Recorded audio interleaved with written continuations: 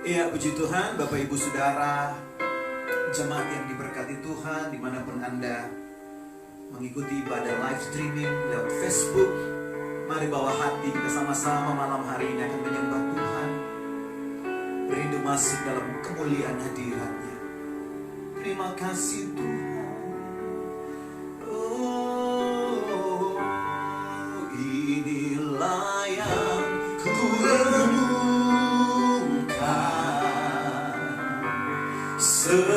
setiap waktu, nyanyian pujian dan pengagungan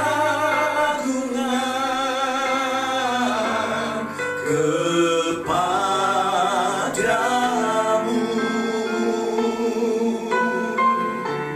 Biarlah manis kau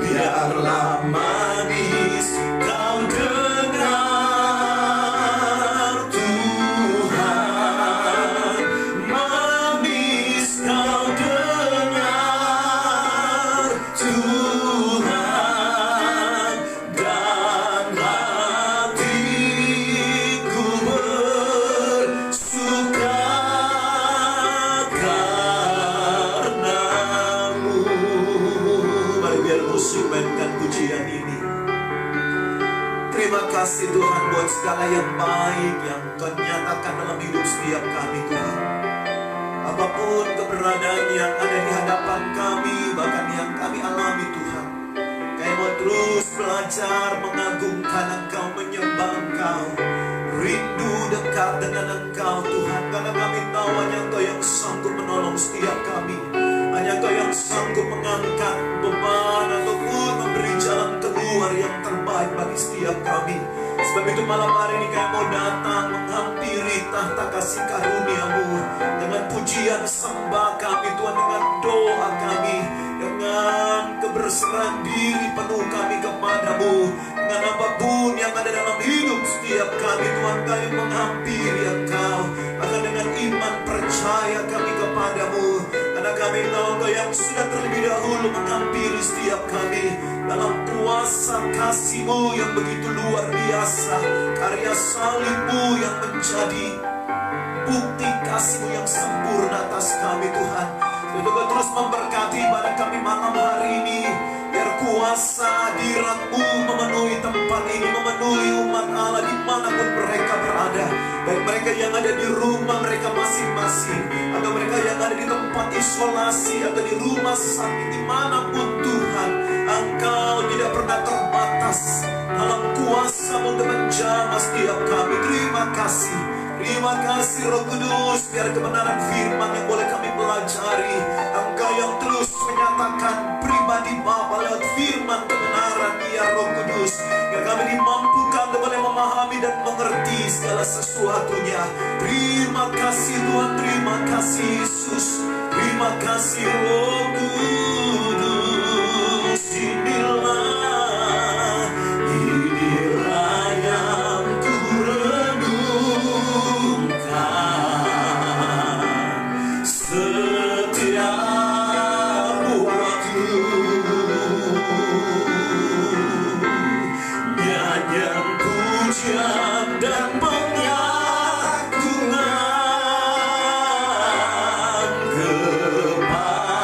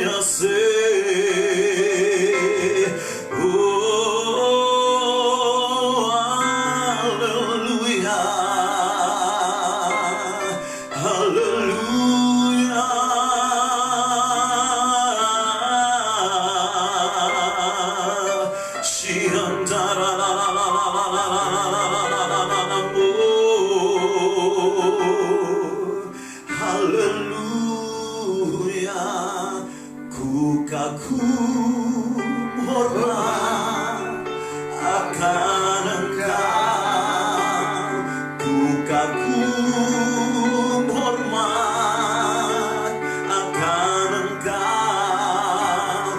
Kaulah yang layak dipuji, ku kagum akan Engkau, ku kagum hormat. Mari bawa kekaguman Tuhan malam ini. Ku kagum, biar kami lebih terkagum lagi akan pribadinya, dalam hadiratnya, dalam kebenaran firman-Nya yang luar biasa. Oh, dipuji, ku kagum akan Engkau. Sekali lagi ku kagum hormat akan Engkau, ku kagum hormat akan Engkau.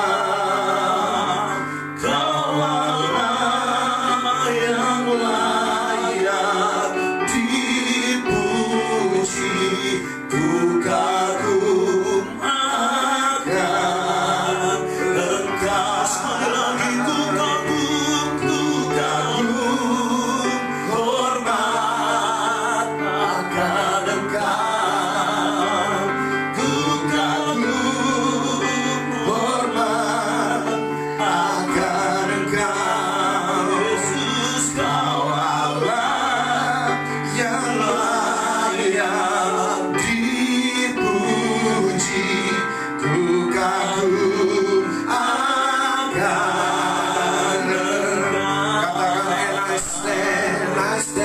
I stand in awe of you, and I stand in awe of you, Holy God, to whom all praise is due. I stand in awe of you, and I stand in awe of you, and I stand in awe of you, Holy God, to whom all praise is due. I stand in awe of you. Katakan, you are beautiful. You are beautiful beyond description. Amen. Too marvelous for words, too wonderful for comprehension, like nothing ever seen or heard. Who can grasp your infinite wisdom?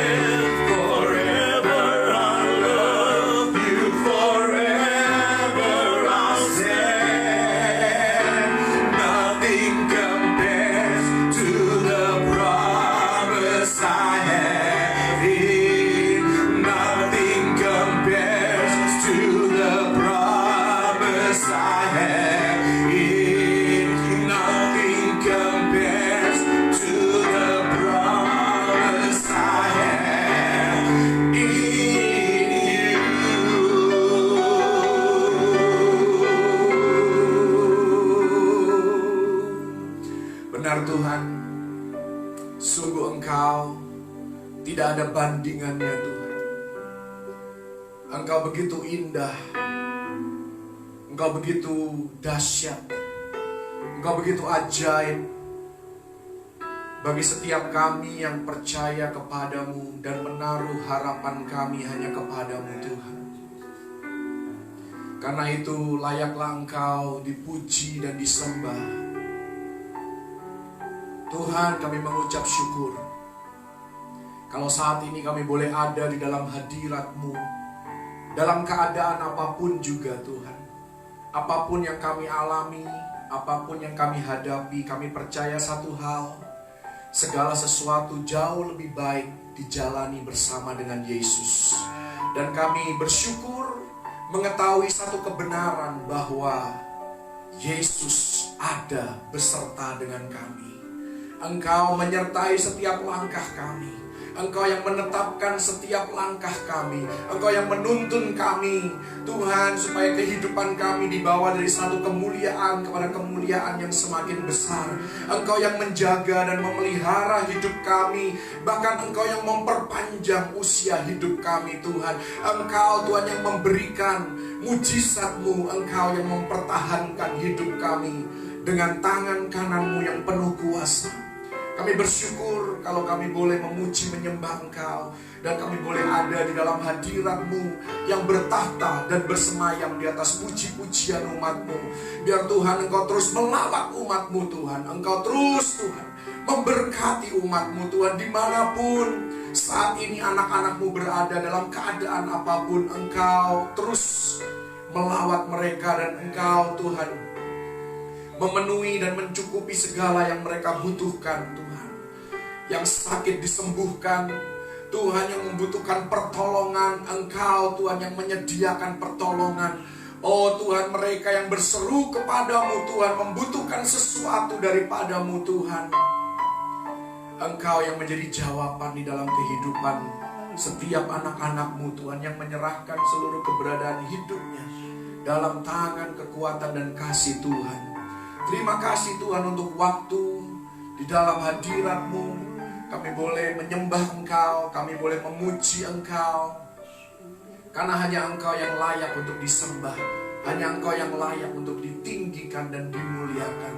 Dan kalau sebentar kami akan mendengar sebagian daripada firman-Mu, biar Engkau sendiri dan kuasa Roh Kudus-Mu yang mengajar kami.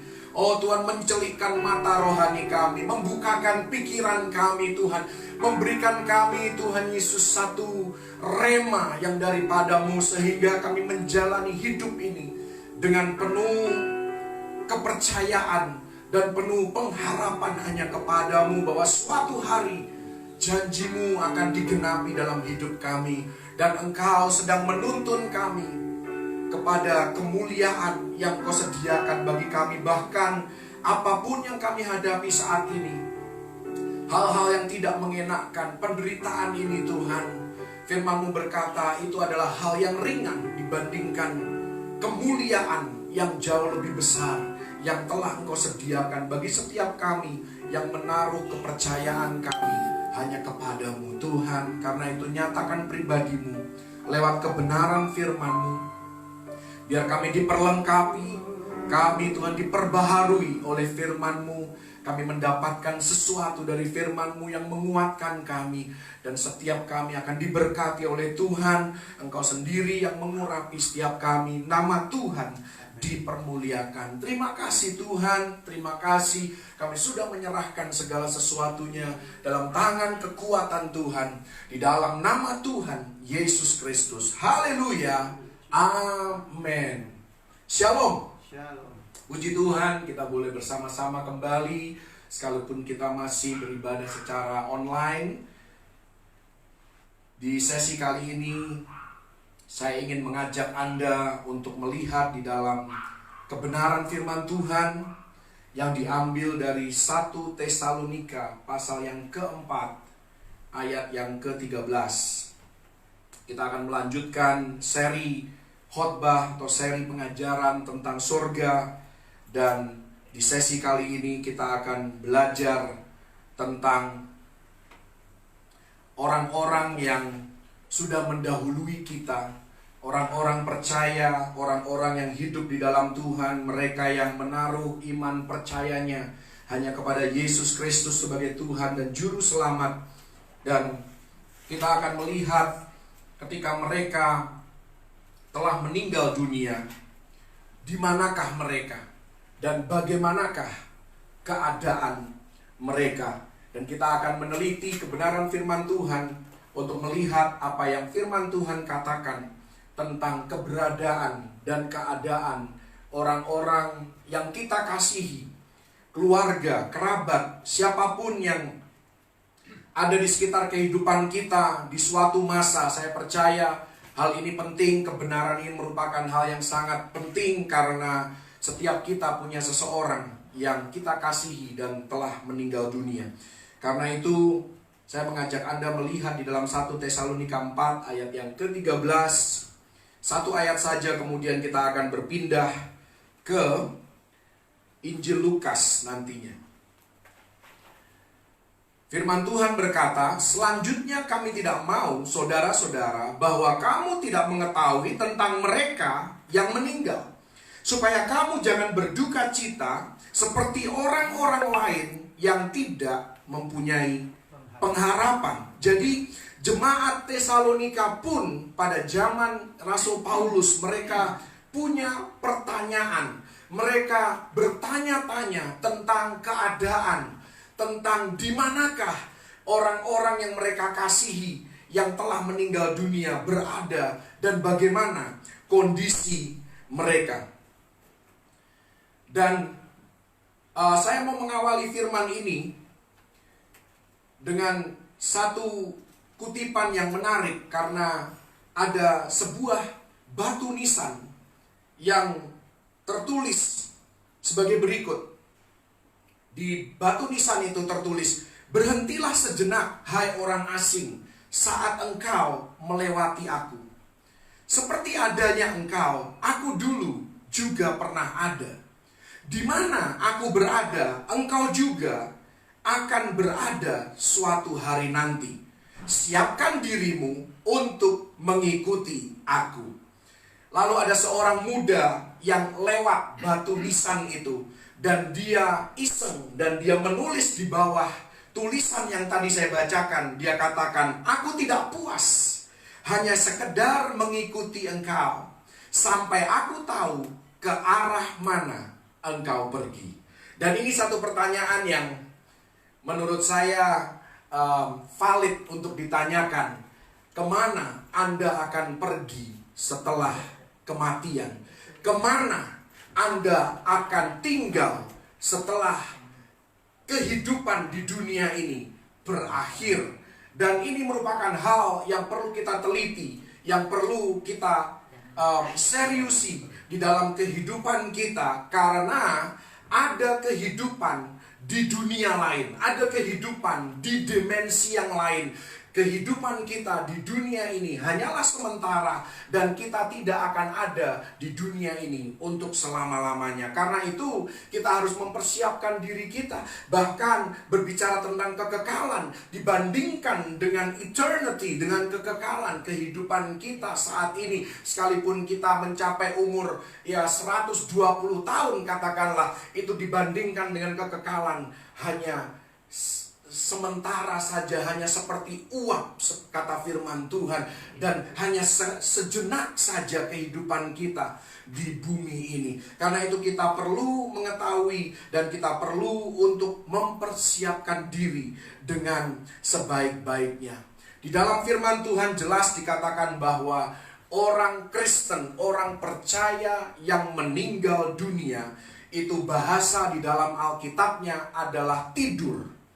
Jadi kalau Anda melihat di dalam bahasa Inggris, setiap ada orang yang meninggal, khususnya di Perjanjian Baru, kata yang dipakai adalah kata tidur. Seperti kalau Anda melihat di dalam Yohanes 11 ayat yang ke-11 tentang Lazarus. Di sana kita tahu bahwa Lazarus tidak tidur karena dia sudah meninggal selama 4 hari lamanya. Demikianlah perkataannya, dan sesudah itu ia berkata kepada mereka, "Lazarus saudara kita telah tertidur, tetapi aku pergi ke sana untuk membangunkan dia dari tidurnya. Dan kalau kita melihat di dalam Kisah Rasul 13 ayat yang ke-36, ini berbicara tentang Daud. Kita tahu juga bahwa Daud juga tidak tidur sebenarnya secara manusiawi. Dia tidak tidur, melainkan dia sudah mati.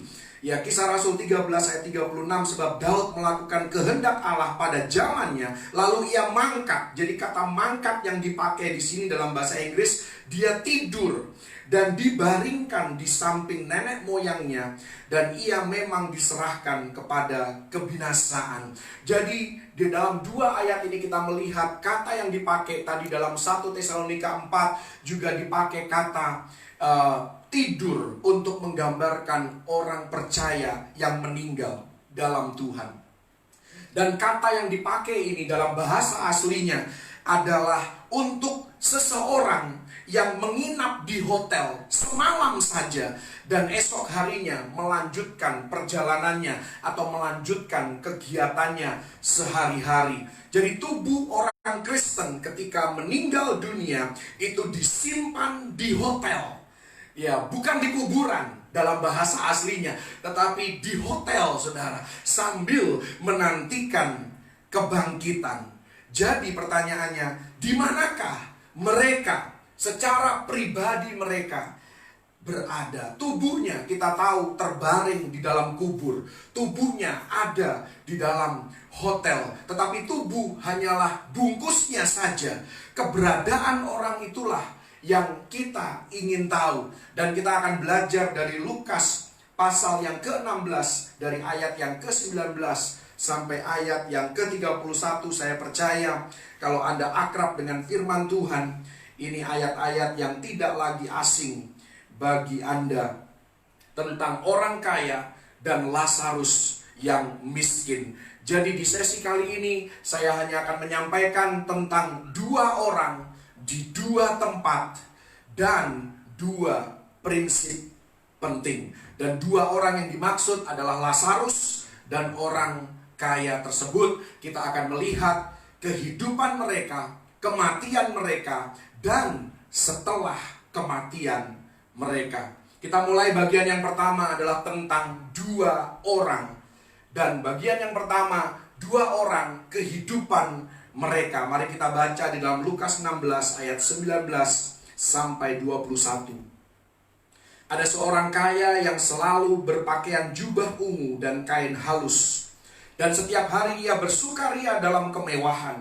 Dan ada seorang pengemis bernama Lazarus, badannya penuh dengan borok, berbaring dekat pintu rumah orang kaya itu, dan ingin menghilangkan laparnya dengan apa yang jatuh dari meja orang kaya itu. Malahan anjing-anjing datang dan menjilat boroknya. Jadi orang kaya itu telah dikaruniai dengan banyak hal yang baik, kehidupan yang penuh dengan kemewahan serta kekayaan yang sangat banyak. Sebaliknya kehidupan Lazarus sangatlah kurang berkesan.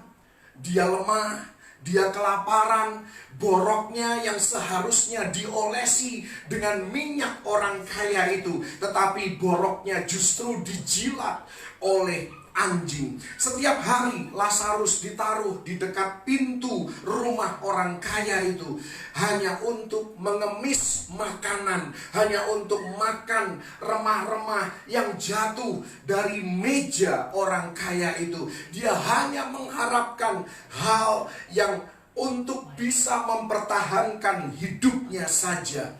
Sedangkan orang kaya itu berjubah ungu, dikatakan dalam Lukas 16 ayat yang ke-19 tadi, dan dia berpakaian kain halus. Tubuh Lazarus penuh dengan borok, tetapi orang kaya itu punya banyak hamba. Lazarus hanya punya anjing-anjing yang memedulikannya. Itu kehidupan mereka secara sekilas. Mari kita lihat sekarang kematian mereka. Lukas 16 ayat yang ke-22, kemudian matilah orang miskin itu. Jadi kita lihat di sini sepertinya Lazarus mati terlebih dahulu. Ya, matilah orang miskin itu lalu dibawa oleh malaikat-malaikat ke pangkuan Abraham. Tidak ada catatan di sini bahwa Lazarus, si miskin itu, mati lalu dikuburkan.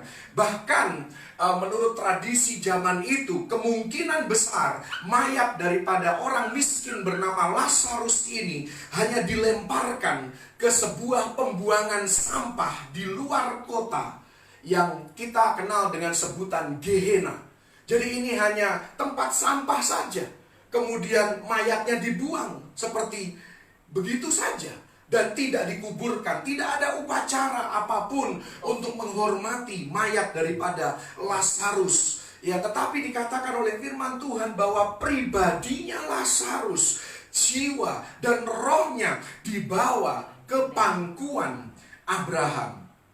Kemudian kita melihat di ayat yang ke-23, orang kaya itu juga mati lalu dikubur. Ya, di sini kita melihat bahwa kematian orang kaya itu pun disebutkan, digambarkan secara singkat saja. Dan penguburannya tentunya orang kaya ini kita bisa membayangkan dengan hartanya yang begitu banyak. Pasti ada upacara pemakaman yang besar, yang mewah. Tetapi perhatikan di sini satu hal, dengan segala yang orang kaya ini miliki, dia tidak bisa membeli satu hari tambahan pun untuk bisa tetap hidup. Jadi seluruh kehidupan kita ini ada di tangan Tuhan, saudara. Tuhanlah sumber kehidupan kita. Jangan pernah lupakan hal itu. Kalau kita hari ini masih bisa berdiri, kan kita masih bisa hidup, bernafas, bertemu dengan keluarga, berkumpul dengan orang-orang yang kita kasihi, bahkan kita bisa melayani Tuhan, semua karena kasih karunia Tuhan. Semua karena kebaikan Tuhan dalam kehidupan kita. Jadi kita lihat di sini ada dua kematian. Yang satu dibuang seperti sampah, yang lain dihormati melalui sebuah upacara yang mewah. Selanjutnya, dari kisah ini kita akan melihat cerita daripada Yesus sendiri. Banyak orang berkata bahwa bagian Lukas 16 ayat 19 ini sampai 31 adalah perumpamaan. Tetapi kalau Anda perhatikan, setiap kali Yesus memberikan perumpamaan, Yesus tidak pernah menyebutkan nama. Tetapi di dalam teks ini, Yesus memakai nama yang jelas, kita tahu, Lazarus. Karena itu kita tahu bahwa ini bukan perumpamaan, melainkan ini adalah cerita, adalah kisah nyata, laporan pandangan mata Yesus sendiri tentang surga dan tentang neraka. Di sini kita melihat bahwa Yesus hendak memberitahukan kepada semua orang yang mau mendengarnya apa yang terjadi setelah kematian. Jadi kita sudah melihat dua orang, kehidupan mereka dan kematian mereka. Sekarang kita masuk ke bagian yang kedua. Kita akan melihat tentang dua tempat yang mereka tinggal setelah kematian mereka. Saya mau katakan terlebih dahulu bahwa sebelum kenaikan Yesus ke surga, ada sebuah tempat yang dituju oleh jiwa mereka yang telah mati. Dan tempat ini dibagi menjadi 3 bagian. Ya, jadi inilah tempat yang dituju kalau seseorang meninggal dunia. Inilah tempat yang dituju oleh mereka yang telah mati. Yang pertama adalah pangkuan Abraham. Yang kedua adalah Hades atau tempat penyiksaan. Dan yang ketiga adalah jurang yang tidak terseberangi. Jadi ini merupakan 3 bagian daripada dunia lain, dimensi lain yang akan kita tuju nantinya, atau orang-orang percaya di dalam Tuhan yang sudah mendahului kita. Pangkuan Abraham di dalam Alkitab itu seringkali disebut sebagai Firdaus. Ini adalah tempat tujuan orang benar yang telah mati. Dan menurut ayat ini, kalau Anda melihat dalam Lukas 16 ayat yang ke-25, di sana dikatakan, tetapi Abraham berkata, "Anak, ingatlah bahwa engkau telah menerima segala yang baik sewaktu hidupmu, sedangkan Lazarus segala yang buruk. Sekarang ia mendapat hiburan dan engkau sangat menderita. Jadi pangkuan Abraham, Firdaus ini adalah tempat yang nyaman, karena di situ dikatakan bahwa Lazarus mendapat hiburan. Kita juga tahu bahwa Firdaus atau pangkuan Abraham adalah tempat yang penuh dengan kasih sayang dan persahabatan. Kenapa? Karena dikatakan di sana Lazarus ada di pangkuan Abraham. Mereka bersekutu, mereka bercengkerama, mereka bercakap-cakap. Ada satu persekutuan yang intim. Saat kematian Lazarus pun, para malaikat langsung membawa roh dan jiwanya ke Firdaus. Tetapi dikatakan di bagian lain, ada bagian daripada dimensi lain, dunia lain, kemana orang-orang yang telah meninggal pergi, disebut sebagai Hades. Hades adalah tempat yang dituju oleh orang jahat yang telah mati. Orang jahat ini artinya orang yang menolak keselamatan dari Kristus. Orang kaya itu kita tahu pergi ke sini. Orang kaya itu ada di Hades. Dan ini merupakan tujuan bagi orang-orang tidak percaya, orang-orang yang menolak untuk menaruh iman percayanya kepada Yesus Kristus sebagai Tuhan dan Juru Selamat. Di antara Firdaus dan Hades dikatakan ada jurang yang tidak terseberangi. Jadi sekali lagi kita melihat ada pangkuan Abraham. Ini merupakan tempat juga yang dituju oleh orang kudus perjanjian lama saat kematian mereka. Anda harus ingat bahwa di dalam Lukas 16, Yesus belum disalibkan.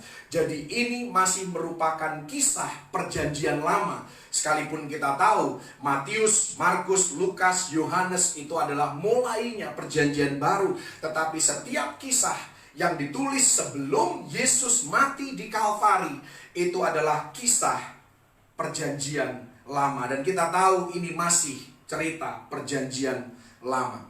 Orang kaya itu berada di tempat yang penuh penderitaan, inilah Hades. Mari kita lihat ayat 23 dan 24. Orang kaya itu juga mati lalu dikubur. Sementara ia menderita sengsara di alam maut, ia memandang ke atas dan dari jauh dilihatnya Abraham dan Lazarus duduk di pangkuannya. Lalu ia berseru katanya, Bapa Abraham, kasihanilah aku, suruhlah Lazarus supaya ia mencelupkan ujung jarinya ke dalam air dan menyejukkan lidahku, sebab aku sangat kesakitan dalam nyala api ini. Perhatikan bahwa orang kaya ini masuk ke tempat penyiksaan, masuk ke Hades, bukan karena dia kaya. Jadi jangan kita terlalu cepat untuk menghakimi ya orang kaya. Kadang-kadang kasihan juga orang kaya itu selalu jadi sasaran tembak di dalam khotbah.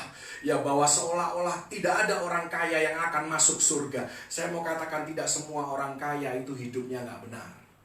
Kita tidak bisa menghakimi, kita tidak bisa mengeneralisir ya kehidupan banyak orang hanya dengan melihat 1-2 kasus kehidupan seseorang. Ya, jadi mereka masuk ke tempat penyiksaan bukan ya karena mereka kaya seperti orang kaya ini. Lazarus juga tidak masuk Firdaus karena dia miskin. Ini juga merupakan pola pikir yang menurut saya agak jadul. Sepertinya dulu ada satu kepercayaan bahwa ya kalau mau hidup berdedikasi bagi Tuhan, kalau mau hidup ya yang memuliakan Tuhan, seolah-olah kita harus menjadi orang miskin. Ini juga mentalitas dan pengajaran yang salah. Karena Tuhan kita adalah Tuhan yang memberkati, Tuhan yang memberikan kehidupan yang berkelimpahan. Jadi jangan bangga juga kalau Anda tetap miskin karena kemalasan Anda. Ya, karena firman Tuhan katakan kalau engkau mau makan, engkau harus bekerja, engkau harus berusaha. Dan Tuhan sudah memperlengkapi setiap kita untuk kita bisa bekerja, untuk kita bisa berkarya dan menghasilkan sesuatu yang bisa kita pakai untuk menafkahi keluarga, menafkahi kehidupan kita sendiri, bahkan menjadi berkat bagi orang lain. Jadi sekali lagi Lazarus juga tidak masuk Firdaus karena dia miskin. Tetapi yang menentukan adalah kepercayaan mereka. Apa yang mereka percaya? Keduanya berpindah posisi setelah kematian. Orang kaya itu yang tadinya hidup mewah, yang selalu bersukaria, sekarang dia berubah menjadi pengemis di kekekalan. Orang yang selalu hidupnya ya berpakaian jubah, tadi dikatakan kain yang halus, sekarang dia berharap untuk mendapatkan satu tetes air saja. Dan orang kaya itu berada di tempat dengan ingatan penuh. Ini yang akan menyiksa orang-orang yang akan menghabiskan kekekalan tidak bersama-sama dengan Yesus. Anda pikir di neraka Anda sudah lupa semua kesempatan yang hilang, semua momen yang Anda sia-siakan. Oh no, Anda masuk ke neraka ya dengan ingatan dan kesadaran yang penuh. Dan siapa yang suka selalu diingatkan akan kesalahannya? Tidak ada orang yang suka selalu diungkit-ungkit kesalahannya. Tetapi hal itulah yang akan terjadi di neraka. Karena ingatan kita, ingatan orang yang masuk neraka akan menyiksa hidupnya. Akan terus mengingatkan orang itu betapa dia sudah kehilangan banyak momen. Tuhan sudah kasih kesempatan begitu banyak orang. Tuhan sudah utus dalam hidupnya. Begitu banyak kesempatan dia mendengar berita Injil. Dan dia tetap menolak keselamatan oleh Yesus Kristus. Dan ingatan itu akan terus ada. Penyesalan itu akan terus ada. Bayangkan Anda hidup tidak bisa mati. Dan Anda hidup di dalam penyesalan. Jadi kalau bicara hidup kekal, di neraka pun hidup kekal. Di surga juga hidup kekal. Jadi harus hati-hati. Hidup kekal di mana dulu, saudara? Dan keduanya kita punya ingatan yang sempurna. Dan kita lihat di sini bahwa orang kaya itu sangat-sangat tersiksa.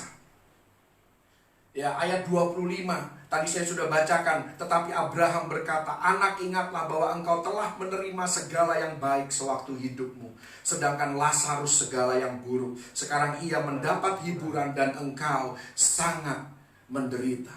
Saat melihat Lazarus, orang kaya ini sadar dia telah kehilangan momen di dalam hidupnya untuk menerima keselamatan. Dia sudah menolak keselamatan oleh Kristus.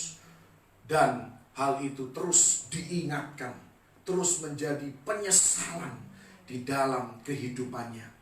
Jadi Hades adalah tempat yang penuh dengan penderitaan, tempat dengan ingatan dan kesadaran penuh. Hades juga merupakan tempat yang penuh dengan duka.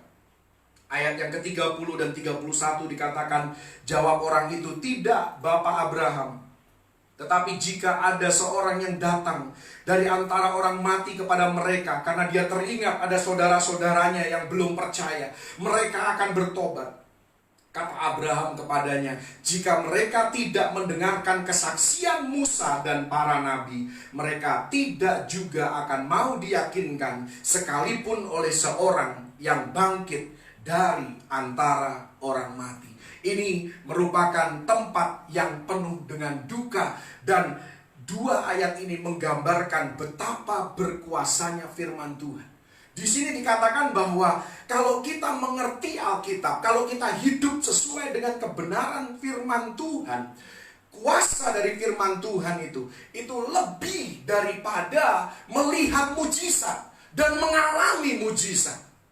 Karena di sini dikatakan bahwa kalau mereka tidak mau mendengarkan kesaksian Musa dan para nabi berbicara tentang Alkitab, kalau mereka sudah diinjili, mereka sudah disampaikan firman Tuhan, mereka mendengar kebenaran dan mereka menolak kebenaran itu. Kalaupun mereka melihat mujizat, orang yang bangkit dari kematian pun mereka tidak akan percaya. Jadi ini merupakan peringatan bagi Anda dan saya, khususnya orang percaya. Jangan terlalu heboh dengan mujizat. Kita semua perlu mujizat, kita perlu berkat. Tetapi ya di sini dikatakan yang paling penting di dalam kehidupan kita adalah hidup sesuai dengan kebenaran firman Tuhan, melakukan apa yang ditulis di dalam firman Tuhan. Ini sudah jauh lebih cukup. Haleluya. Kuasa daripada firman Tuhan. Dan kita melihat di sini bahwa orang-orang yang hidup di Hades, yang masuk ke Hades, mereka ada di tempat penyiksaan karena mereka ada dalam keadaan hidup, mereka sadar, ingatannya berfungsi, tetapi di saat bersamaan mereka menderita kesakitan. Perhatikan, ini hanyalah neraka transisi. Yang ditulis di dalam Lukas 16 ini hanyalah transisi, karena ini bukanlah neraka yang nantinya akan ada. Ini belum berbicara tentang lautan api. Jadi saat ini belum ada neraka yang permanen. Neraka yang permanen nanti ditulis di dalam Wahyu 20 ayat yang ke-13 dan 14. Saya mengajak Anda untuk melihat di sana Wahyu pasal yang ke-20 ayat 13 dan 14. Jadi saat ini orang-orang yang tidak percaya, yang menolak kebenaran, mereka ada di neraka transisi, ada di Hades. Sampai Wahyu 20 ayat 13 dan 14, maka laut menyerahkan orang-orang mati yang ada di dalamnya, dan maut dan kerajaan maut menyerahkan orang-orang mati yang ada di dalamnya, dan mereka dihakimi masing-masing menurut perbuatannya. Lalu maut dan kerajaan maut itu dilemparkanlah ke dalam lautan api. Itulah kematian yang kedua, lautan api. Barulah ini, ya, ini terjadi setelah nanti kerajaan 1000 tahun dan semua itu lewat. Baru ada neraka yang permanen, yaitu lautan api. Tetapi di neraka transisi pun mereka sudah mengalami penyiksaan. Kita boleh percaya atau tidak, tetapi hal itu tidak akan mengubahkan kebenaran ini, bahwa setelah kita meninggalkan dunia ini, atau setelah Yesus datang untuk mengangkat gerejanya, kita akan pergi ke salah satu dari dua tempat ini. Ketika Tuhan sudah selesai berurusan dengan manusia di dunia ini, kita akan pergi antara ke Firdaus atau ke neraka. Dan ini yang bagian penting selanjutnya yang perlu Anda perhatikan. Ada juga yang dikatakan sebagai sorga transisi. Firdaus itu awalnya merupakan sorga transisi, yaitu semua orang yang mati sebelum kenaikan Yesus ke sorga, mereka ada di Firdaus. Dan mari kita lihat satu ayat, Efesus 4 ayat yang ke-8 sampai ayat yang ke-10. Efesus 4 ayat yang ke-8 sampai ayat yang ke-10. Itulah sebabnya kata Nas, tatkala ia naik ke tempat tinggi, ia membawa tawanan-tawanan, ia memberikan pemberian-pemberian kepada manusia.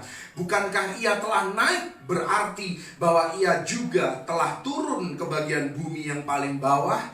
Ia yang telah turun, ia juga yang telah naik jauh lebih tinggi daripada semua langit untuk memenuhkan segala sesuatu. Dan ini terjadi pada hari kenaikan Yesus Kristus ke sorga. Pada saat itulah Firdaus, pangkuan Abraham, menjadi surga permanen.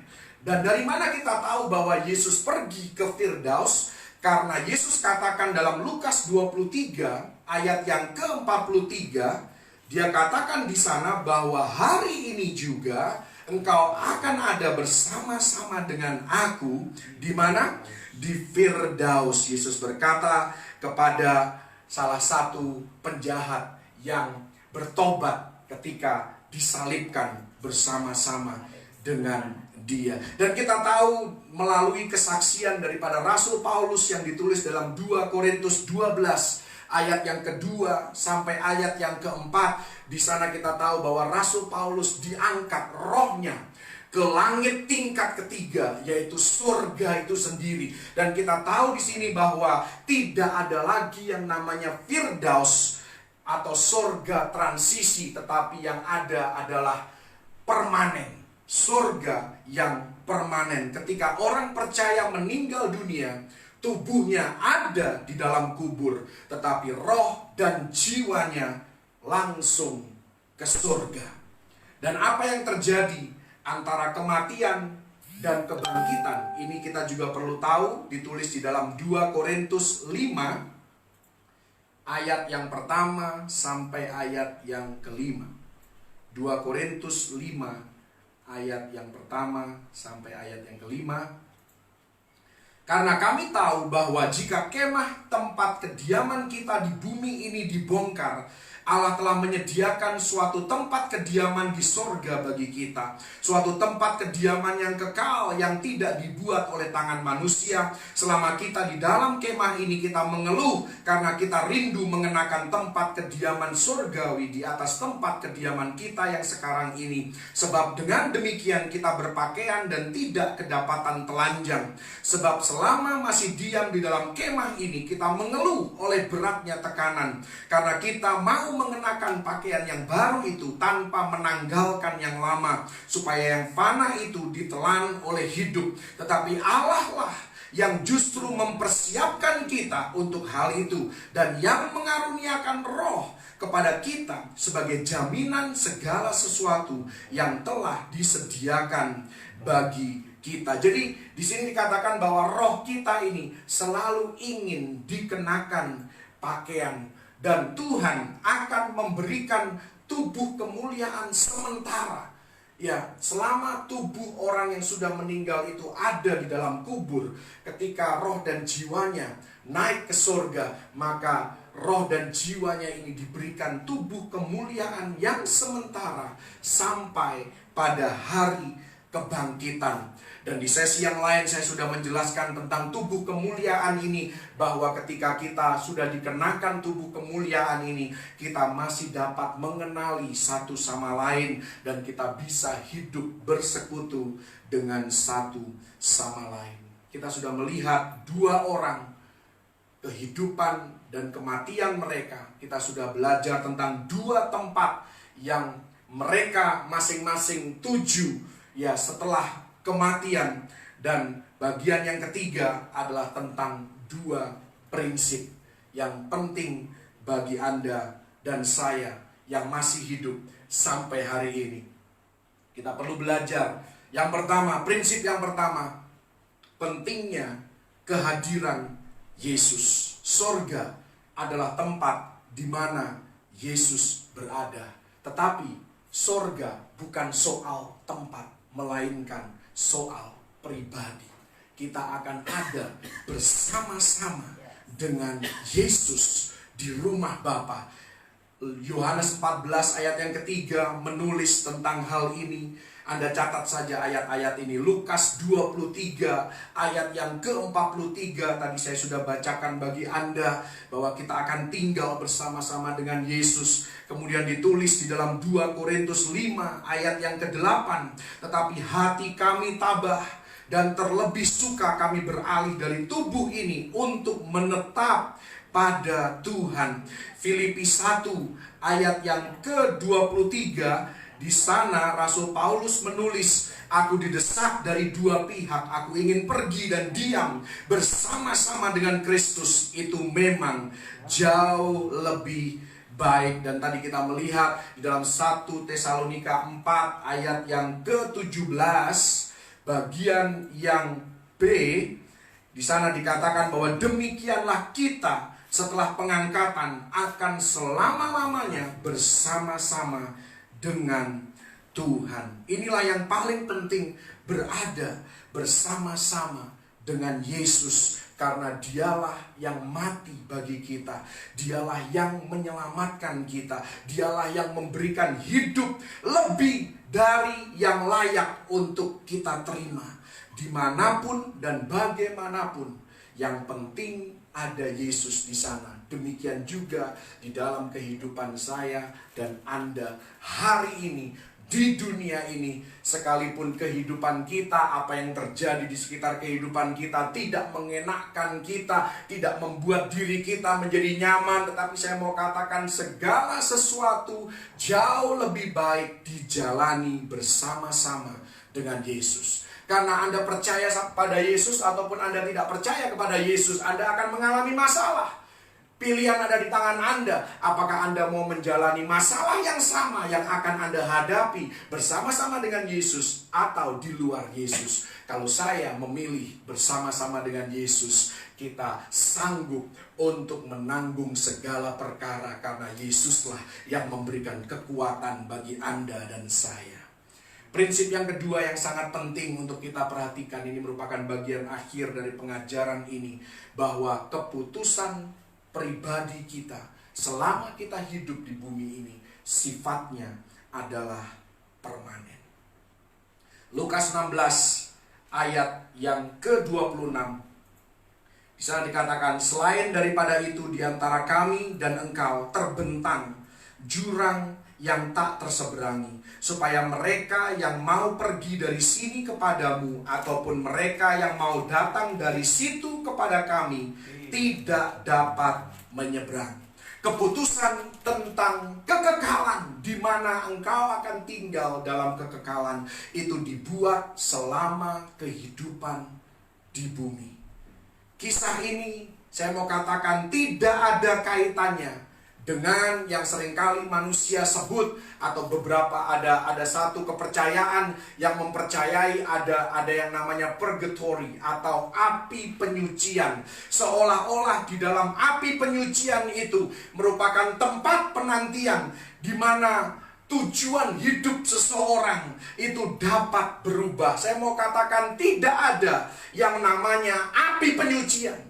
Tidak ada yang namanya tempat transisi. Ketika Anda mati, ketika Anda meninggal dunia, Anda berhenti bernafas di muka bumi ini. Ibrani 9 ayat 27 dikatakan, satu kali engkau mati, setelah itu dihakimi. Datanglah penghakiman. Jadi tidak ada lagi kesempatan setelah kematian. Jangan sia-siakan momen kesempatan Anda untuk menerima Yesus Kristus sebagai Tuhan dan Juru Selamat. Karena reservasi masuk surga harus dibuat saat kita masih hidup. Hari inilah hari keselamatan, kata firman Tuhan. Kalau besok Anda membaca ayat ini juga akan tetap berkata, hari inilah adalah hari keselamatan. Ada satu kisah nyata yang menurut saya cukup menyedihkan, karena ada seorang penyanyi yang sangat terkenal. Dia diundang oleh seorang yang sangat kaya raya di Amerika Serikat. Dan di salah satu gedung yang megah, penyanyi terkenal ini akan menjadi the main performer, akan menjadi penyanyi utama di acara pernikahan anak daripada orang kaya ini atau konglomerat ini. Dan dia, penyanyi yang terkenal ini, begitu senang, begitu sukacita dia diundang. Dan pada hari hanya dia datang ke acara pernikahan itu, dia datang dengan penuh kebanggaan bersama dengan suaminya. Dia masuk ke gedung itu dan dia bertemu dengan usher yang mendata para tamu yang hadir. Ketika usher itu bertanya, "Ma'am, what's your name?" Siapa nama Anda? Dia sebutkan namanya. Mungkin kalau saya sebutkan namanya Anda kenal penyanyi ini. Namanya disebutkan dan usher itu mulai mencari namanya di buku tamu itu. Ternyata tidak ditemui nama penyanyi itu. Kemudian usher itu berkata dengan sopan kepada penyanyi ini, "Ma'am, I'm sorry, but your name is not on the list."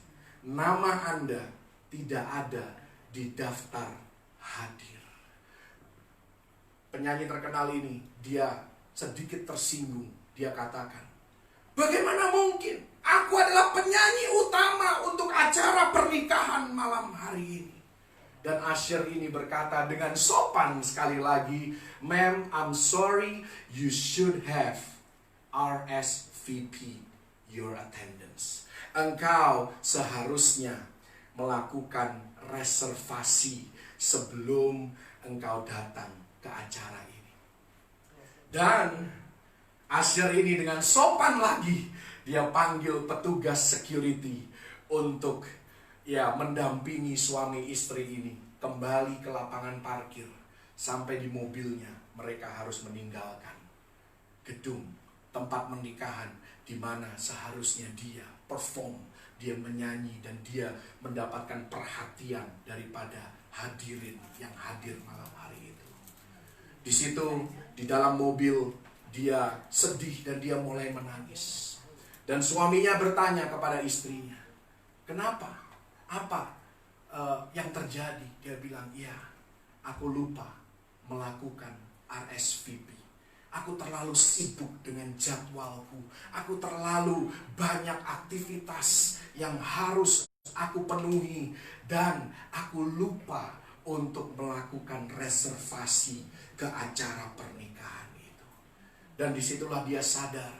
Dan dia berkata kepada suaminya, "Hal ini aku sedih, kenapa? Bukan karena semata-mata karena aku tidak bisa hadir dalam acara pernikahan itu. Kenapa? Karena aku disadarkan saat ini bahwa suatu hari nanti di sorga pun akan ada kitab yang dibuka. Dan kalau nama kita tidak ada di situ, maka sehebat apapun Anda di bumi ini, Anda mau jadi orang yang paling terkenal, orang yang paling kaya pun di dunia ini, kalau nama Anda tidak tertulis dan terdaftar di dalam kitab kehidupan, Anda akan ditolak. Hanya mereka yang namanya tertulis di dalam kitab kehidupan anak domba Allah lah yang akan disambut untuk masuk ke surga. Karena itu pastikan reservasi Anda. Jangan terlalu sibuk dengan hal-hal duniawi. Jangan terlalu sibuk mengejar perkara-perkara yang fana. Keinginan mata, keinginan daging, keangkuhan hidup. Fokuslah pada kekekalan. Hiduplah dengan perspektif bahwa hidup kita di dunia ini hanya sementara. Kita akan tinggal dalam kekekalan untuk selama-lamanya bersama-sama dengan Tuhan. Persiapkan diri kita, karena kedatangan Tuhan sudah semakin dekat. Kita bisa melihat hari-hari ini, saya tidak punya waktu untuk menguraikan satu persatu, tetapi kalau Anda melihat perkembangan di dunia ini, bahwa negara-negara Arab sudah mulai berdamai dengan Israel. Yang terakhir adalah Uni Emirat Arab berdamai dengan Israel. Yang pertama sudah diawali dengan Mesir. Kita tahu bahwa ketika banyak negara dan semakin banyak negara mulai berdamai dengan Israel, Anda tahu bahwa Daniel 9 sedang digenapi. Dan kalau Daniel 9 sedang digenapi, artinya pengangkatan akan segera terjadi. Kedatangan Yesus Kristus sudah semakin dekat. Dan kita tahu melalui pengalaman kita dari COVID-19 ini, ini merupakan pelatihan bagi tatanan dunia yang baru, bagi pemerintahan tunggal atas dunia ini. Betapa tidak bahwa satu badan PBB di sana, WHO itu bisa mengatur seluruh dunia. Semua orang harus pakai masker, semua orang harus tinggal di rumah, semua orang harus lockdown, semua orang tidak boleh beraktivitas tanpa mencuci tangan, jaga kesehatan, jaga jarak. Itu satu badan saja, satu kelompok orang saja bisa mengatur seluruh dunia. Bukankah ini sudah merupakan gambaran bahwa dunia sedang diarahkan kepada one world government, new world order? Dan kita tahu ini semua masih training, kita ini masih pelatihan. Tapi persiapkan dirimu, karena kedatangan Yesus tidak lama lagi. Bahkan ketika banyak orang disuruh tinggal di rumah saja, kita harus waspada. Jangan sampai tinggal di rumah saja, beribadah secara online, justru membuat kerohanian kita menjadi luntur. Jangan sampai membuat kita mundur dan bahkan murtad seperti 2 Tesalonika 2 katakan bahwa salah satu tanda munculnya antikris, salah satu tanda bahwa pengangkatan sudah semakin dekat adalah semakin banyaknya orang yang murtad. Saya berdoa biar Anda dan saya tidak terhitung di dalam orang-orang yang murtad, tetapi orang-orang yang mengalami pengangkatan, dan kita akan berjumpa dengan Yesus di angkasa dan tinggal bersama-sama dengan Dia untuk selama-lamanya. Haleluya! Thank you Jesus. Tuhan Yesus memberkati. Thank you Jesus. Haleluya. Haleluya. Ada satu lagu yang saya kepengen kita belajar, tetapi saya tidak yakin bisa menyanyikannya. Pasti bisa. Haleluya.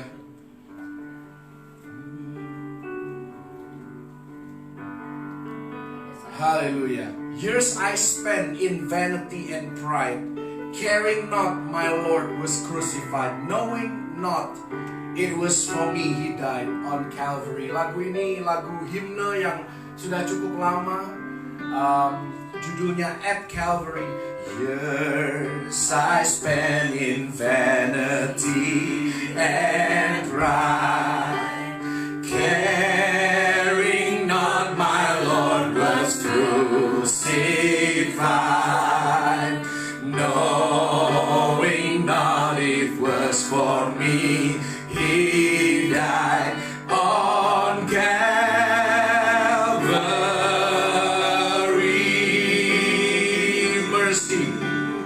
Mercy there was great, and grace was free. Pardon there was multiplied to me. There my burden so found liberty at Calvary.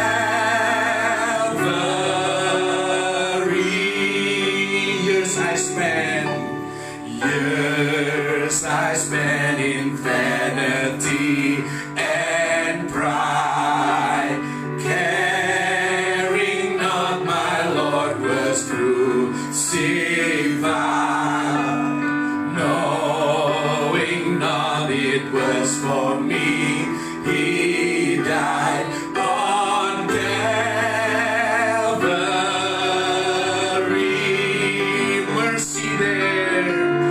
Mercy there was great, and grace was free.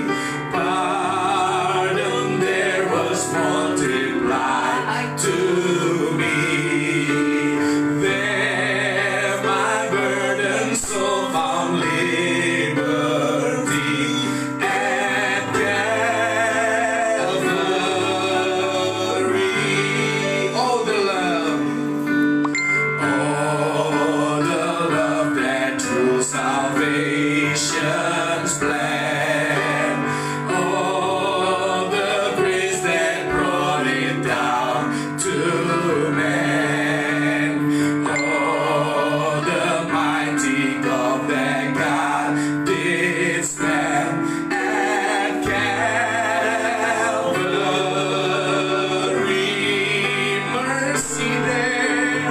Mercy there was great, and grace was free.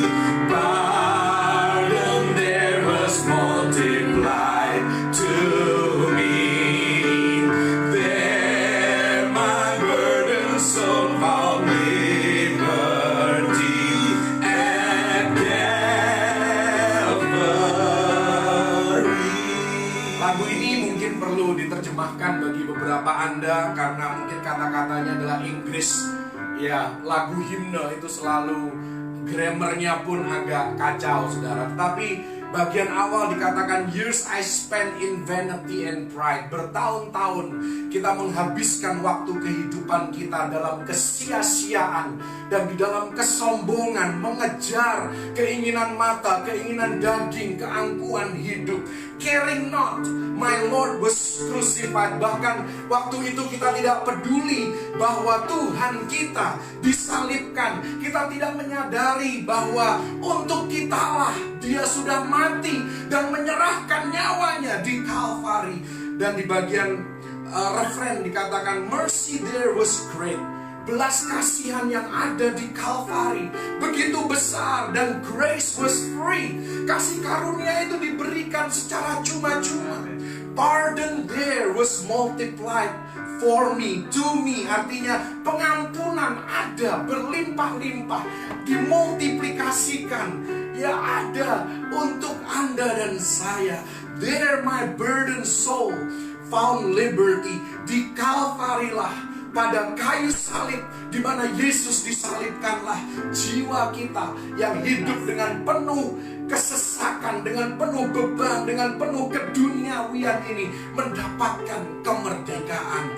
Oh, the love that drew salvation's plan. Kita tahu bahwa program keselamatan dari Bapa di surga semua didasari oleh kasih. Oh, the grace that brought it down to man. Kita tahu bahwa Yesus adalah manifestasi daripada kasih karunia itu sendiri. Dan Yesuslah di sini dikatakan the grace that brought it down. Yesuslah yang kasih karunialah yang membawa keselamatan itu kepada Anda dan saya. Oh, the mighty gulf that God did span. Kita tahu bahwa ada jurang yang tidak terseberangi antara surga dan neraka, antara rumah Bapa dan lautan api. Tetapi Yesus datang dan Dia melalui semua jurang yang tidak terseberangi oleh kita ini. Dia lakukan di Kalvari, Dia lakukan di Golgota untuk menebus dosa Anda dan saya, sehingga kita diperdamaikan kembali dengan Allah. Dan suatu hari nanti ketika dunia ini sudah berakhir, maka kita akan tinggal dan menetap bersama-sama dengan Yesus. Semua karena apa yang Yesus lakukan at Calvary. Kita nyanyikan pujian ini. Years I spent in vanity and pride, caring not my Lord was crucified, knowing not it was for me He died on Calvary. Mercy there, mercy there was great, and grace was free. Pardon there was multiplied to me. There my burden so found liberty at Calvary. Oh, the love, oh, the love that drew salvation's plan. Oh, the grace that brought it down to man. Oh, the mighty gulf that God did span at Calvary. Mercy there, mercy there was great, and grace was free.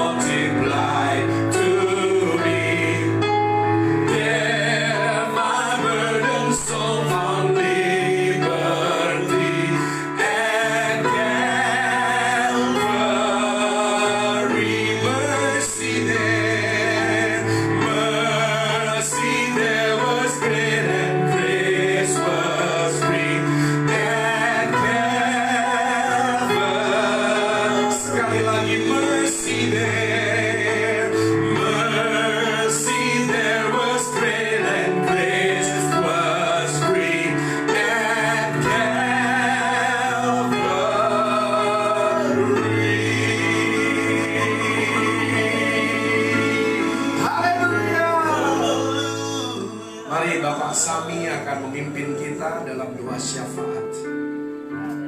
Haleluya Yesus, terima kasih Tuhan buat karya kasih-Mu yang begitu sempurna di Kalvari bagi umat manusia, bagi kami yang sudah Kau selamatkan, dan juga bagi dunia yang mungkin mereka belum menerima Engkau. Tapi kami berdoa, beri kesempatan bagi mereka untuk boleh mengenal Engkau dan membuka hati menerima Engkau sebagai Tuhan dan Juru Selamat. Kami berdoa, pakai setiap kami untuk boleh menjadi kepanjangan tangan Tuhan.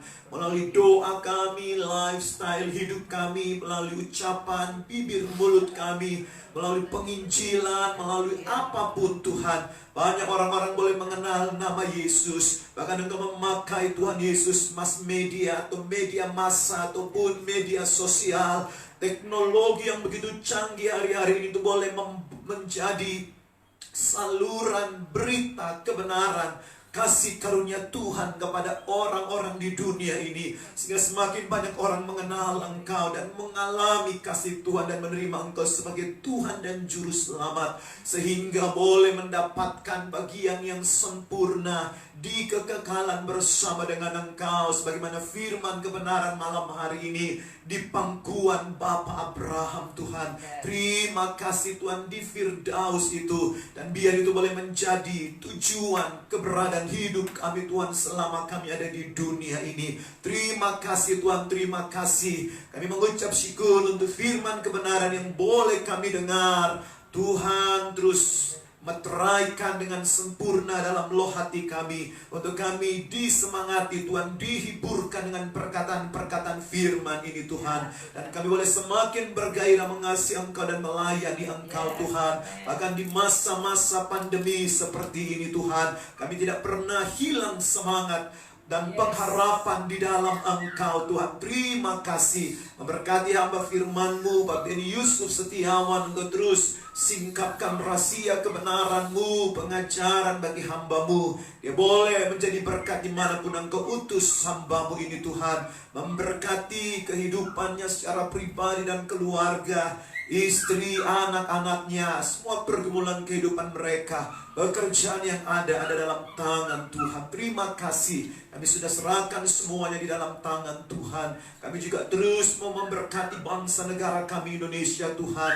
Syafaat kami tak putus-putusnya untuk negeri kami, karena kami tahu Tuhan Engkau memiliki rencana yang baik untuk bangsa kami Indonesia. Merauke sampai Sabang, Miangas, Talaut sampai Timur Kupang. Kami terus menyerahkan Tuhan, Presiden kami Bapak Joko Widodo Tuhan. Mereka sebagai pembantu-pembantu beliau terus diberi kekuatan untuk dapat menata segala sesuatu yang harus diatur Tuhan hari-hari ini di dalam tantangan yang melanda seluruh dunia Tuhan. Memberkati komite penanganan COVID-19 dan mereka juga Tuhan yang berusaha atau melakukan kebijakan untuk pemulihan ekonomi Tuhan. Biar semuanya tetap ada dalam tuntunan Tuhan. Kami berdoa Engkau membawa, mengarahkan, sehingga hal yang baik itu boleh terjadi atas bangsa kami. Kami juga terus memberkati mereka yang terus menjadi tenaga medis, Tuhan, dokter yang menangani pasien COVID-19. Bapa, dalam nama Yesus, Engkau memberkati dan memberi kekuatan bagi mereka. Bahkan juga dari mereka ada yang terpapar virus ini, Bapa, kami berdoa Engkau menjamah dan melawat, beri semangat dan kekuatan untuk yakin bahwa mereka pasti akan sembuh, dipulihkan oleh Tuhan di dalam nama Tuhan Yesus. Mereka yang terus memberikan topangan doa, kami serahkan di dalam tangan kasih Tuhan. Kami bawa Tuhan June, Tuhan, Engkau menopang dan menolong anak-Mu ini Tuhan, di dalam nama Tuhan Yesus Kristus. Dalam masa-masa perawatan, biar dia senantiasa kuat dalam kekuatan kuasa Tuhan. Iman percaya semakin kokoh di dalam Engkau Tuhan. Tidak ada Tuhan gangguan jantung, pengentalan darah atau apapun di dalam nama Tuhan Yesus. Tuhan pulihkan dengan cara-Mu yang dahsyat, obat-obatan yang dikonsumsi Tuhan, vitamin atau Tuhan penanganan dokter, biar semuanya boleh maksimal di dalam nama Tuhan Yesus. Kami sudah serahkan Junior dalam tangan Tuhan. Akan juga mereka juga yang terus memerlukan topangan doa, kami serahkan di dalam nama Tuhan Yesus. Kami serahkan, Rafide juga Tuhan dalam nama Yesus. Biar tidak ada Tuhan infeksi saluran kencing dalam nama Yesus. Dijamah oleh Tuhan dalam nama Tuhan Yesus Kristus. Bang dapat juga Tuhan, biar asam lambungnya bisa normal kembali Tuhan, bisa baik kembali, dipulihkan, sehingga dia dapat Tuhan melaksanakan aktivitas kembali dengan baik Tuhan. Terima kasih Tuhan, terima kasih. Mereka yang terus memerlukan topangan doa Tuhan Yesus, kami serahkan di dalam tangan kekuatan Tuhan, jamah dan lawatan Tuhan. Juga untuk Kristi kami terus bawa jamah Tuhan Yesus. Usus paru-parunya semuanya Tuhan dipulihkan dalam nama Tuhan Yesus Kristus. Bahkan orang tua dari Ibu Liana Tuhan, Bapak Sasana Fana Lim, Tuhan Engkau menjamah dan melawat dalam nama Yesus. Tuhan jamah, Tuhan pulihkan, Tuhan tolong dalam nama Yesus. Dalam usia yang sudah sepuh Tuhan, di dalam nama Yesus, dia boleh Tuhan lawat dan jamah, boleh mengenal Engkau dan boleh menjadi bagian dari karya keselamatan itu sendiri Tuhan.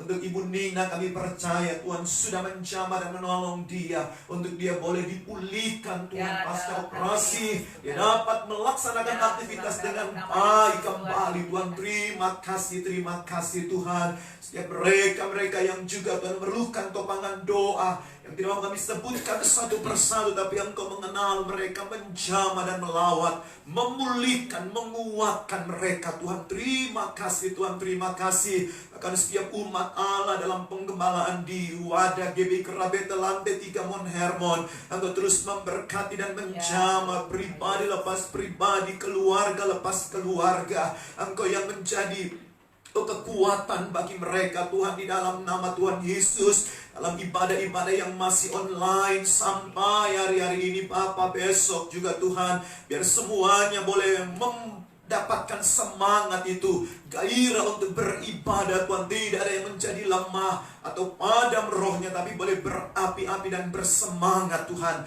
Terima kasih Tuhan, terima kasih. Kami sudah serahkan setiap jemaat yang kekasih di dalam tangan Tuhan. Bahkan pemimpin yang ada Ibu Dora, Pak Budi Tuhan, dan keluarga besar, kami terus serahkan di dalam pemeliharaan tangan Tuhan. Engkau yang menopang dan menolong senantiasa. Bahkan umat Allah yang mengikuti live streaming ini dimanapun mereka berada di seluruh dunia, satu persatu, keluarga lepas keluarga, Engkau sudah menjamah, menolong dan memberi kekuatan yang daripadamu Tuhan. Terima kasih. Bahkan gereja secara keseluruhan kami serahkan di dalam tangan-Mu, termasuk badan pekerja harian Gereja Bethel Indonesia, dari pemimpin Pak Rubin Adi Abraham Tuhan, sampai mereka juga yang menjadi bagian kepengurusan Tuhan di BP. Engkau memberkati setiap program-program dari Departemen Pelayanan yang ada, biar semuanya boleh dimaksimalkan Tuhan di hari-hari seperti ini. Bahkan BPD yang ada, gereja-gereja lokal di kota maupun di desa, gembala sidang jemaat semuanya, Tuhan beri kekuatan, Roh Kudus melawat dan menjamah di hari-hari ini Bapa. Terima kasih Tuhan. Kami sudah serahkan setiap doa dan pergumulan kehidupan kami, syafaat kami, di dalam berkat nama Tuhan Yesus Kristus. Haleluya. Amin. Haleluya. Ya, beberapa pengumuman perlu disampaikan. Besok pagi ibadah hari Minggu dimulai jam 10 waktu Indonesia bagian Barat. Anda akan diberkati dengan firman Tuhan oleh Ibu Gembala kita, yaitu Ibu Pendeta Dora Kansil. Malam harinya tetap jam 19 waktu Indonesia bagian Barat ada ibadah doa pujian penyembahan dan juga doa syafaat. Jadi pastikan Anda juga bisa bergabung. Anda pasti diberkati oleh Tuhan. Dan kalau ada permohonan doa, Anda juga bisa mencantumkannya di kolom komentar maupun di grup-grup WA di mana Anda bergabung, atau Anda punya koneksi di sana sehingga doa ini dapat didoakan bersama-sama. Juga setiap hari Senin sampai Sabtu pukul 19 waktu Indonesia bagian Barat tetap ada ibadah pujian penyembahan, doa syafaat. Khusus hari Selasa ada ibadah WBI jam 16 waktu Indonesia bagian Barat. Ini merupakan ibadah tambahan. Jadi khusus hari Selasa ada tambahan ibadah WBI. Kemudian khusus hari Jumat itu ibadah malam dimulai pukul 21 atau jam 9 malam waktu Indonesia bagian Barat sampai lewat tengah malam. Ya, jadi seperti doa semalaman supaya Anda bisa lebih puas ya di dalam hadirat Tuhan, memuji menyembah Dia, berdoa syafaat dan mendengar firman, dan terus diberkati oleh Tuhan, dijagai, diberikan ketenangan dan kedamaian selama masa pandemi ini. Dan terus khusus bagi jemaat Mount Hermon, nantikan pengumuman-pengumuman selanjutnya terkait ibadah di gedung Geraha Bethel. Tetapi untuk hari Minggu besok kita masih melakukannya secara online. Jadi pastikan Anda mengaksesnya melalui akun Facebook yang ada seperti yang Anda sudah ketahui. Saya kira itu saja pengumuman. Kita nyanyikan satu pujian, ya, Friend of God, karena kita semua adalah sahabat Allah. Haleluya. Amin. Amin. Who am I that you are mindful of me?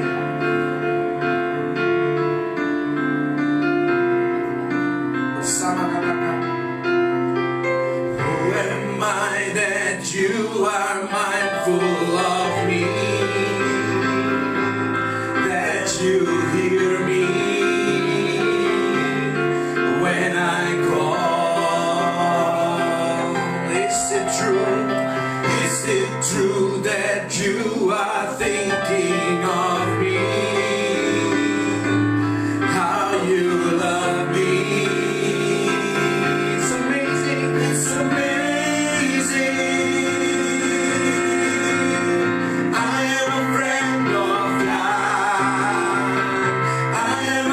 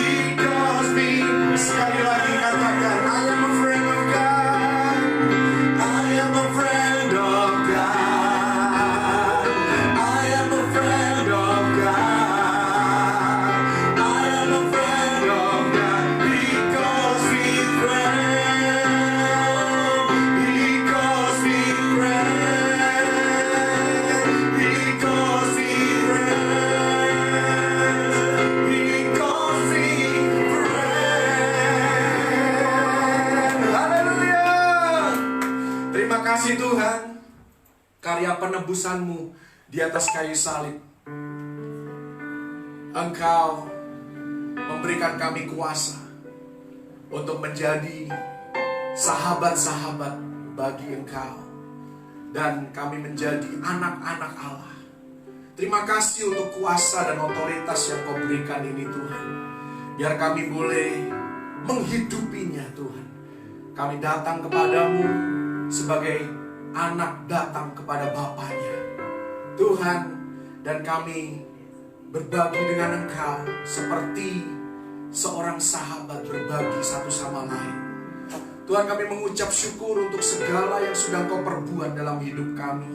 Kami sanggup melakukan apa yang kami dapat lakukan semua karena Engkau terlebih dahulu mengasihi kami. Engkau terlebih dahulu telah memberikan kekuatan kepada kami Tuhan. Engkau Tuhan yang memberikan kerelaan itu. Engkau Tuhan yang memberikan kesanggupan itu untuk kami boleh ada sebagaimana kami ada. Semua karena kebaikan-Mu Tuhan.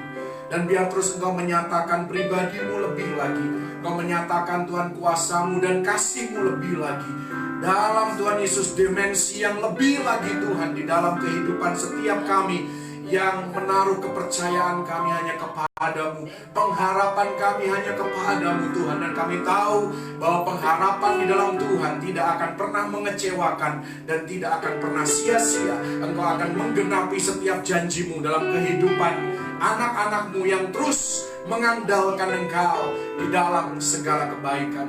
Dalam kebaikan-Mu menurut kekayaan dan kemuliaan-Mu dalam Kristus Yesus, Engkau mencukupkan segala keperluan anak-anak-Mu Tuhan. Terima kasih untuk segala berkat yang sudah Engkau berikan, bahkan yang Engkau sediakan dalam kehidupan kami. Nama Tuhan biar dipermuliakan lebih lagi melalui kehidupan kami. Terima kasih Tuhan. Kami menyerahkan seluruh keberadaan hidup kami. Mulai hari ini Tuhan, Engkau menjaga keluar masuk kami. Engkau memberkati kami Tuhan dimanapun kami berada dan tinggal. Engkau Tuhan Yesus menjauhkan kami dari segala mara bahaya, celaka maupun maut. Virus, bakteri, penyakit tidak dapat menyentuh kehidupan kami. Bahkan yang sakit sudah disembuhkan oleh bilur-bilur Yesus. Setiap senjata yang ditempa terhadap kami dan keluarga besar kami tidak akan berhasil.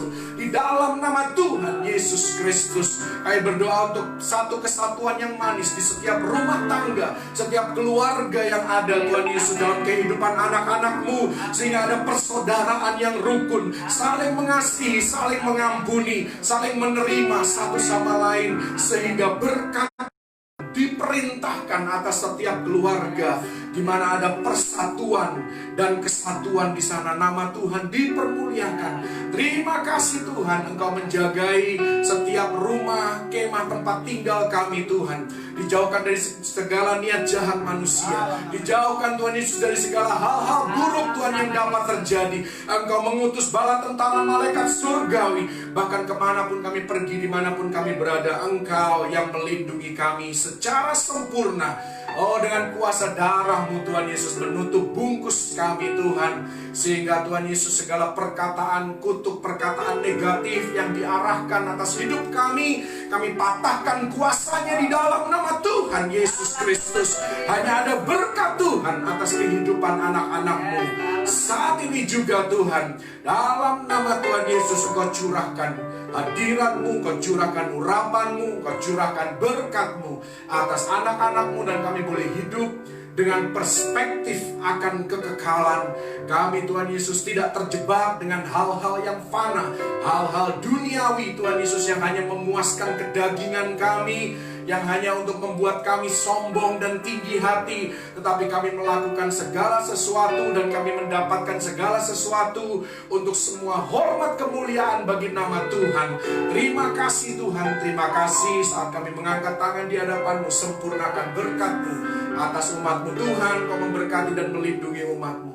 Kau menyinari umat-Mu dengan wajah-Mu dan memberikan kasih karunia-Mu.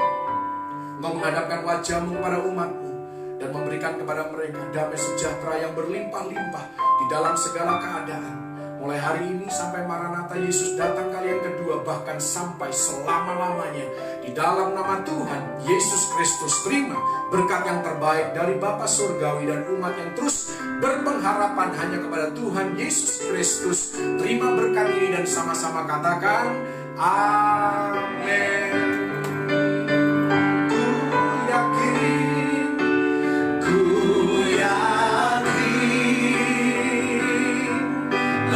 Memberkati aku berlimpah-limpah dan memperluas daerahku,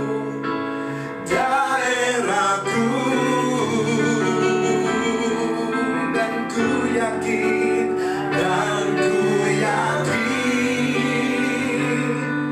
tanganmu menyertai aku dan melindungi aku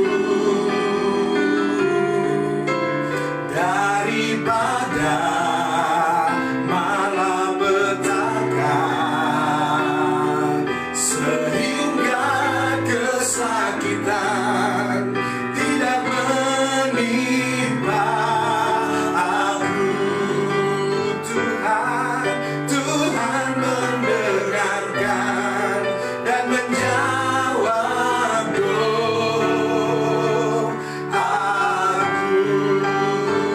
Yang percaya katakan amin.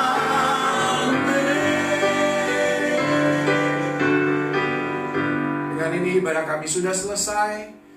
Tuhan Yesus memberkati. Sampai berjumpa di ibadah berikutnya. Shalom. Shalom.